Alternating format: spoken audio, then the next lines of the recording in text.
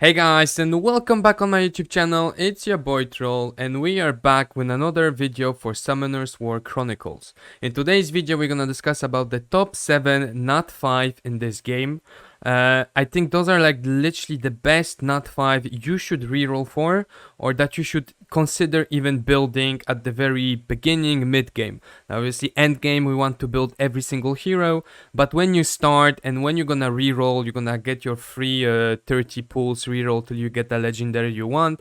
I think you should focus on one of those, because the next 7 NAT 5 heroes that I'm gonna show you today are basically the best heroes you can get for all the content in the game. And well, like the content in the game is either farming Path of Training, farming runes, or farming the gear.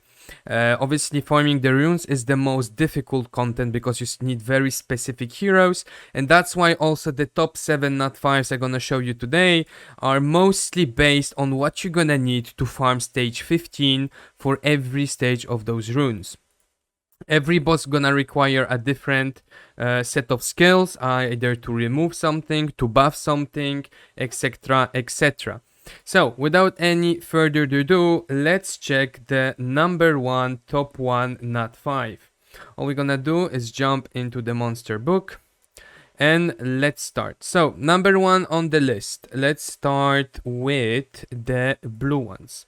So this is a hero already discussed about in one of my previous videos. I think Mulan is one of the best DPS, if not the best DPS in this game. Since his damage is purely coming from his max HP, the damage he's gonna do on any type of hero, if it's wind, fire, light, whatsoever, it's just huge, and all you have to do is just build him HP percentage and he gonna be one of your best DPS out there. Honestly, the damage he gonna do based on his ultimate, but even on this one, it's also really good, and he gonna stun a lot of enemies. Believe me, the stun goes through quite a lot. So for me, Mulan is one of the best DPS in this game. So you should really consider going for Mulan, especially if your hero, so your summoner, will be the paladin. Now, if you're going for the wizard or the drummer, the hammer one, maybe Mulan shouldn't be your choice number 1.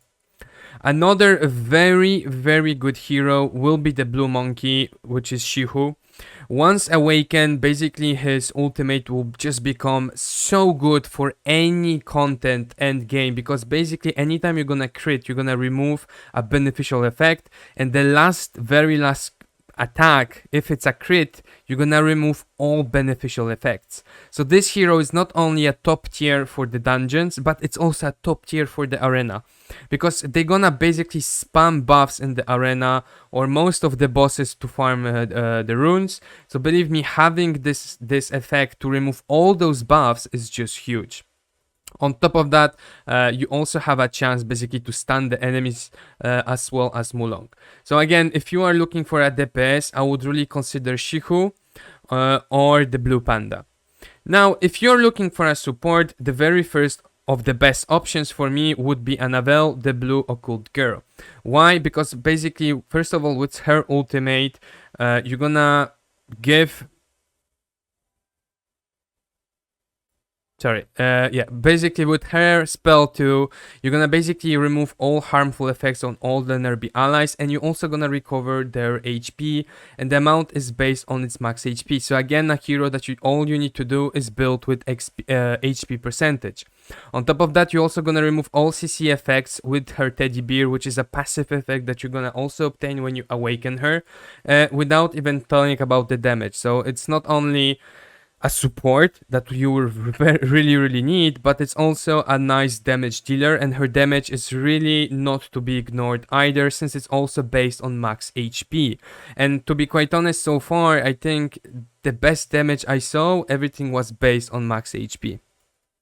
So this is all from blue, if I'm not mistaken. Yes, that's all for the blue.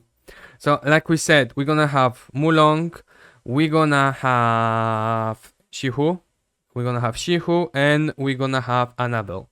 So for me, those are the top 3 NAT 5 in terms of water. Then we're gonna go to fire. In fire, I don't think I had that many. for me in fire, we only had Sekhmet. So, where is Sekhmet? Sekhmet. I am blind. Where is Sekhmet? Oh, here we go. So the Red Desert Queen Sekhmet is also a very, very good hero because basically she gonna steal basically all beneficial effects from your enemies. Again, having heroes, basically monsters that gonna remove beneficial effect, ignore, disappear, like whatever, like from the moment you're gonna cancel beneficial effects, for me those heroes, those monsters will be top tier in this game, and Sekhmet is one of them. There are a lot of bosses who gonna basically apply like crit up, crit damage up, heal up, etc, etc, invincibility even. So she gonna be a god tier in those dungeons. She also gonna be amazing in PvP, and on top of that she also deals a very good damage, and she also applies silence. So first of all, you're gonna just strip your enemies, and then you're gonna apply silence. So believe me, and it also works on bosses. So believe me, Sekhmet is one, like I think once the Europe global servers come out, Sekhmet might be personally the one I will reroll for. Now in terms of red, I think that was it. Yeah, so far we had 4 heroes, and the 3 remaining are in wind.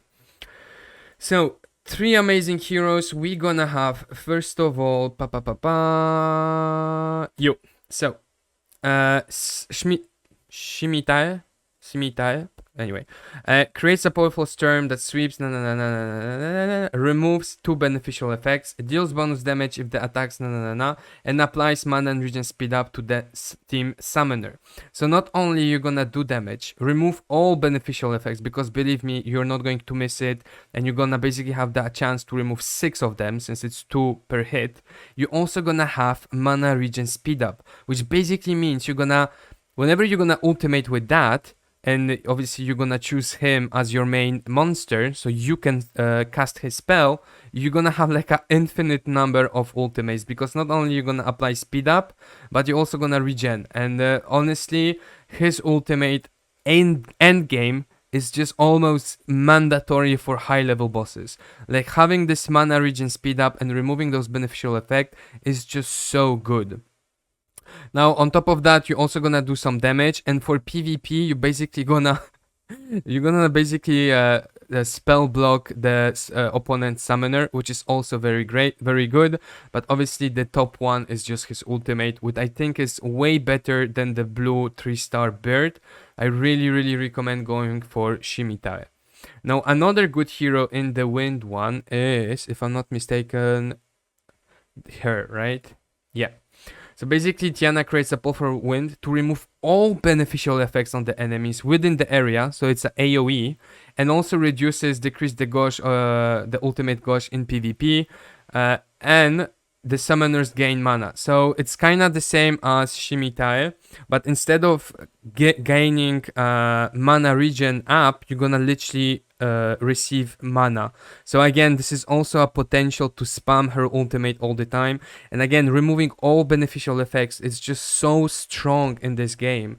Like believe me guys, you're completely useless by having so much attacks if you can't strip invincibility. If you can't strip crit up, crit damage, you're just gonna get one-shotted. So believe me, removing beneficial effects in this game so far is the most broken spell or effect that a monster can have. On top of that, creates a storm to attack enemies with the area, decrease the ultimate skill gauge of the enemy hit. Again, not only PvE but PvP, again an amazing NAT 5. And then the very last one we're gonna have, if I'm not mistaken, so wait, we had Shimitae, the Desert Queen, we had her. So we had Polar Queen, Sylph, and her. Same here, Undine is also removes all harmful effects from your allies. So yes, we want to remove positive effects from your enemies, but it's also very important to remove harmful effects from your team.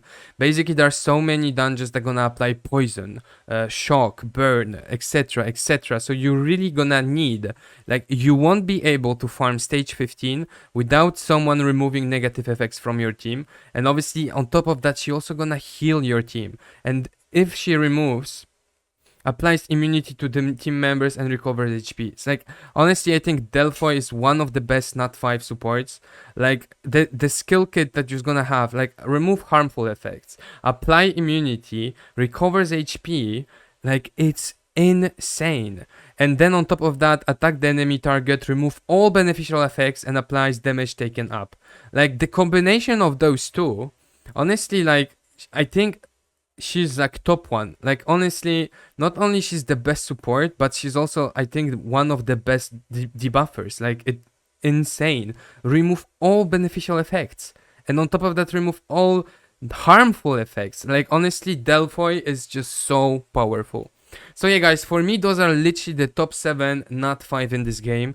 So far, literally, those are the only one you will have to build in order to finish any late game dungeon, to farm any late game runes. Like, if you have the 7 legendaries, NAT 5, I mean, NAT 5, from the top 7 I just showed you, you're more or less able to farm all the content here on the highest level. Obviously, manually, it's impossible to do it on automatic yet. But you're you're free to go to basically destroy every single one of those. So yeah, guys, I mean, that's it from me. This is for me the top 7 best NAT 5 in the game. Let me know in the comments, what do you think? Do you agree or disagree? What is your top 1 in this game? And I will see you in the next video.